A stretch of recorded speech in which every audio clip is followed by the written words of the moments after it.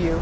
And developing right now at noon, a deadly discovery in Coral Springs after the city's vice mayor was found dead in her home. And new here at noon, her husband appearing in court today. He is facing a murder charge after being taken into custody in Plantation. Let's go to Local 10's Jeff Dadarian. He's outside of the Broward jail in Fort Lauderdale with more.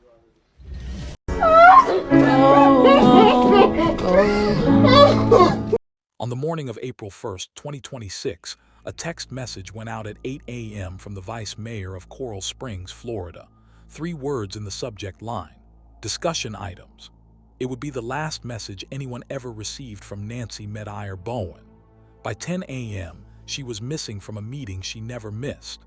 By 2:35 that afternoon, her husband was in handcuffs, and the woman who was about to run for Congress would never make the announcement. To understand the weight of what happened on that first morning in April, you have to understand who Nancy Metayer Bowen was before she became a name in a police affidavit.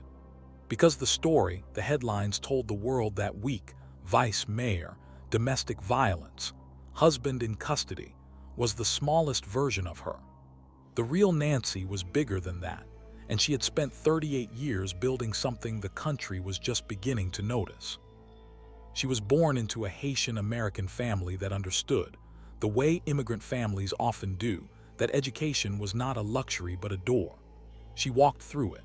She went to Florida A&M, the historically black university in Tallahassee, and she left there with something sharper than a diploma, a sense of mission.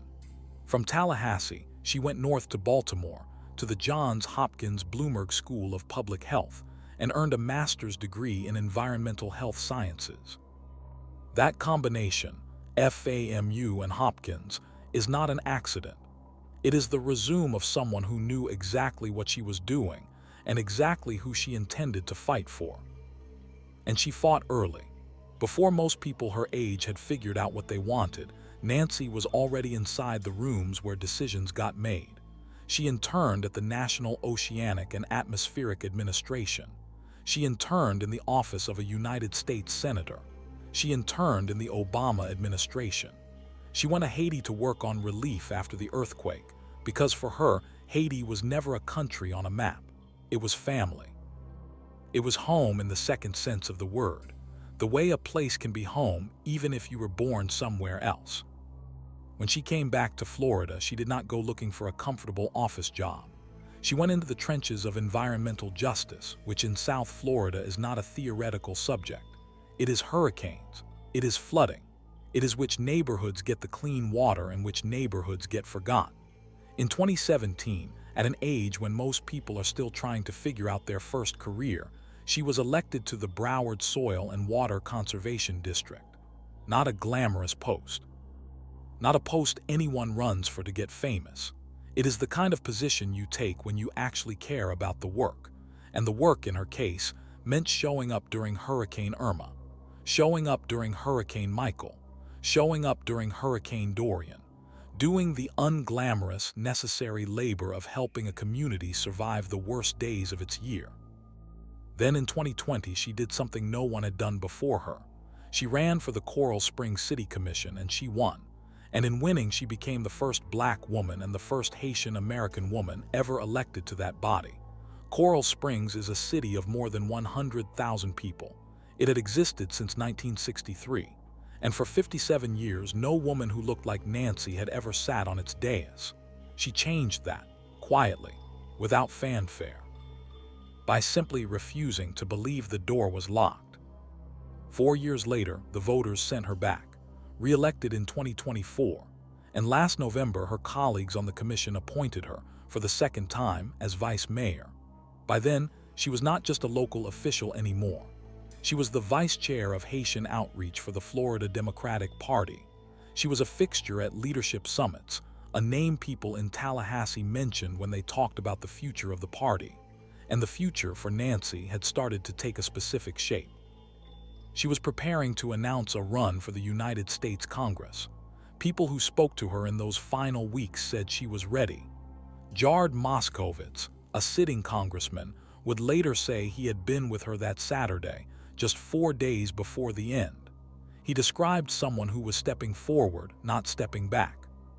But there was something else happening in those final weeks, something the public did not see, because Nancy Metayer Bowen was not only preparing for a campaign, she was also, quietly, carrying a grief that had arrived only 4 months earlier. And to understand the shape of the days leading up to April 1st, you have to understand what had happened in December.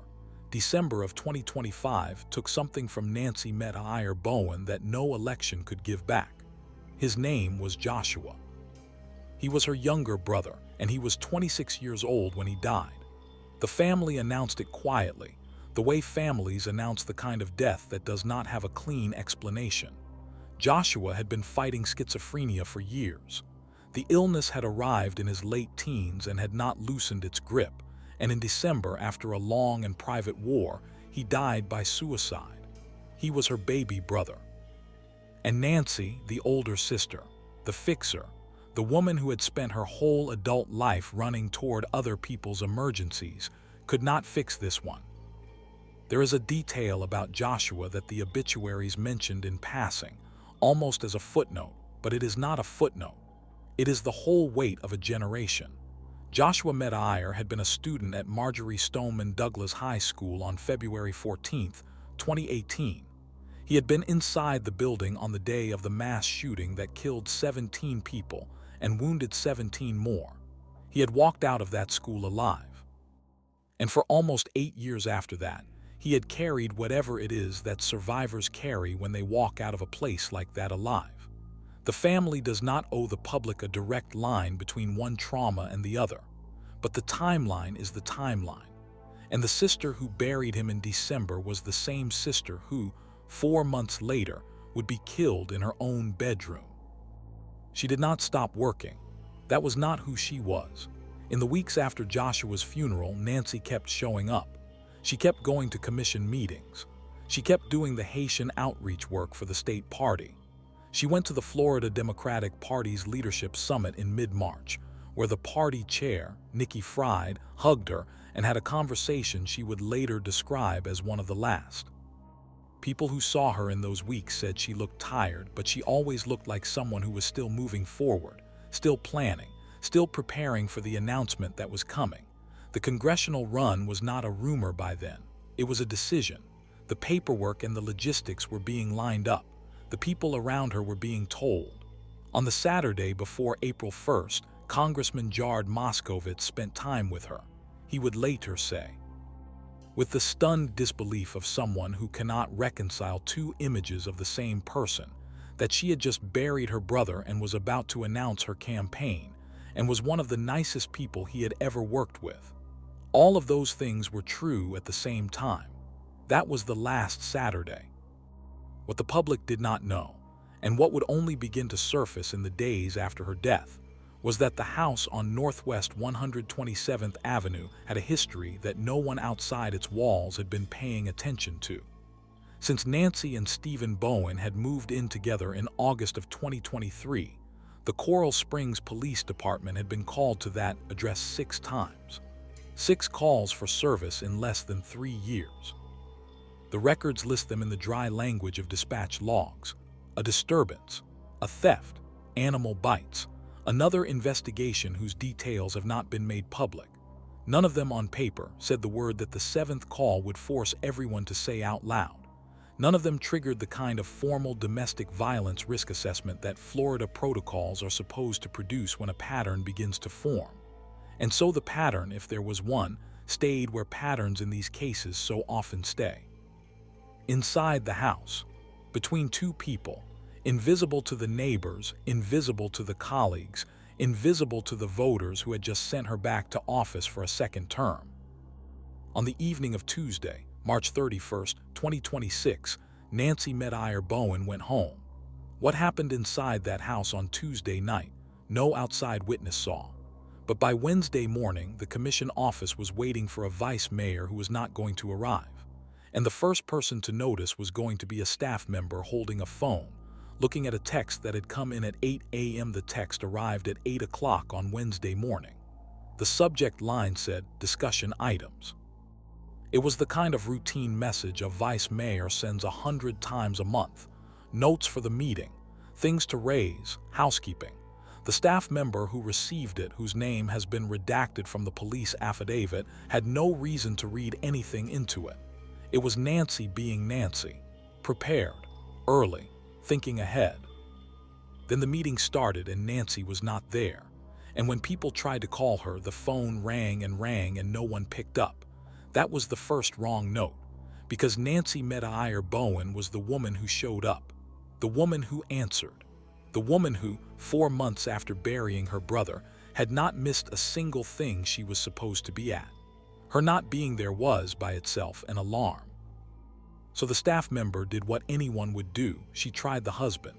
Stephen Bowen answered the phone, and what he said into it would later be typed into an arrest affidavit. He said Nancy was not picking up. Then he said something stranger. He said, "Where is she? Her car is not at home." A husband asking the vice mayor's office where his own wife was. That was the second wrong note. And it was loud enough that the staff member called the Coral Springs Police Department and asked them to go to the house. Meetings. 911, what is your emergency? I'm calling to report a possible crime. Reason to Tell them break to down the break door. down the door and go down, whatever means. Ma'am, I understand that we're worried about her and we're trying to find her, but we can't just break down the door. We have to have a reason. Nancy. The officers arrived and found a silent property. No cars in the driveway. No answer at the door. They called Stephen Bowen's phone several times. No response. And then one of the detectives walked the perimeter of the house, the way detectives do when a welfare check is starting to feel like something else, and he looked up at the second floor. What he saw is described in the affidavit in the flat, careful language of a police report. Outward, explosive-like damage on the second floor. Damage consistent with force originating from within the structure. Something, the detective understood immediately, had gone off inside that house. Something had pushed outward, not inward. And whatever it was, it had happened on the floor where the bedrooms were. At 1:39 that afternoon, a patrol unit spotted Stephen Bowen's car in a parking lot. There was a man inside who matched his description, and the officers watched as that man handed a bag to another man, a bag the affidavit describes as consistent with a firearm carrying case. Minutes later, and this is the detail that turns the whole day, a phone call came into the police. The caller was Stephen Bowen's uncle. He told the officers that his nephew had shown up at his house earlier that morning. And his nephew had said in plain words that he had done something to Nancy, that she was not alive. The SWAT team entered the house. They went up the stairs to the second floor, to the bedroom where the damage had radiated outward through the wall, and they found Nancy Metayer Bowen. Her body was wrapped in blankets and in garbage bags. 3 spent shotgun shells were inside the wrapping with her. A pillow on the bed had burn marks and pieces of string tied to it, which the affidavit describes as consistent with something that had been used to muffle the sound of gunfire. And a preliminary examination showed a shotgun wound to her left shoulder. At 2:35 that afternoon, Stephen Bowen was taken into custody without incident. According to the affidavit, he had told his uncle that he shot Nancy 3 times with a shotgun on Tuesday night, and then he had gone downstairs and slept. When the uncle asked him why, the answer the affidavit attributes to him is 5 words. He said he couldn't take it anymore. What he meant by that, only a courtroom will decide. Stephen Bowen has been charged with premeditated murder and with tampering with or fabricating physical evidence. He has not been tried. He is, under the law, presumed innocent until a jury says otherwise. And everything in that affidavit is an allegation that the state will have to prove. But Nancy Metayer Bowen is not presumed anything anymore. She is gone. And the questions her death has left behind are questions Coral Springs and Florida are only beginning to ask out loud. 6 calls. That is the number I want you to remember when you close this video and go back to your day. 6 calls to one address in less than 3 years, and not one of them was loud enough on paper to save the woman who lived inside that house. Nancy Metayer Bowen was a scientist. She was a commissioner. She was the first of her name in a room that had been closed for 57 years. She was 4 days away from announcing a run for the United States Congress. She was 4 months out from burying her baby brother. and on a Tuesday night in a quiet neighborhood in Coral Springs, Florida, none of that was enough to keep her alive until Wednesday morning. The question this case leaves on the table is not who did it. The affidavit answers that. The question is how many other Nancys are sending a text at 8 o'clock in the morning right now, in a house where the police have already been, where the pattern is already forming, where the seventh call has not happened yet. That is the conversation her death is forcing. And that is the conversation I want to keep having on this channel. If you believe her story deserves to be told the right way, carefully, honestly, and without looking away, subscribe. Turn the notifications on. Tell me in the comments what you think should have happened differently at call number 3 or 4 or 5. Because the next Nancy is somewhere out there tonight. And the only thing louder than 6 quiet calls is a room full of people who finally decided to listen.